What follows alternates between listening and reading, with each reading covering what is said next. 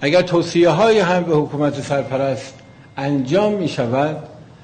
و اگر از سر خیرخواهی مواردی گفته می شود، این به معنای مداخله گری نیست. ما در گذشته افغانستان تجربه بن رو داشتیم. اجلاس بن نتوانست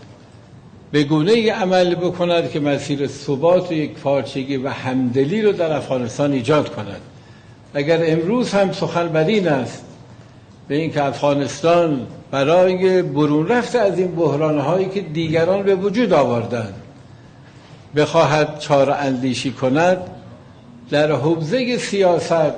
و در حوزه سیاسی باید بتواند یک حکومتی که از افراد صالح از اقشار مختلف، به خاطر اینکه حجم بحران و چالش در افغانستان سنگین است،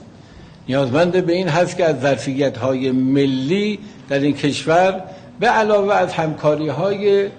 خوب و مساعد دولت‌ها و منطقه استفاده کنند. این هم به مفهوم مداخله گری نیست، این به عنوان یک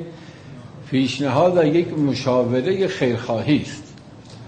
بخش دیگری که در این نشست امروز مطرح شد، با توجه به اینکه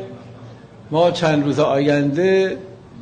شاهد نشست اجلاس دوحه سوم در قطر هستیم، این هم یکی از موضوعاتی بود که در این نشست 4 کشور، که این 4 کشور البته توصیهشون این هست به اینکه کشورهای دیگر همسایه و منطقه در این ابتکار منطقه‌ای مشارکت کنند، همینطوری که الان هم مشارکتشون روز به روز داره فعالتر می شود. در اجلاس‌های دوحه، اجلاس یکم و دوم دوحه، آن چیزی که مطرح شد موضوعات اساسی که کمک کنه به بهبود شرایط افغانستان نبود. و همین خاطر هم شما دیدید در اجلاس دوحه دوم با توفیقات توأم نبود. موضوعاتی مطرح شد که این موضوعات هم شفاف سازی توش نشده بود و هم هدفگذاری روشنی که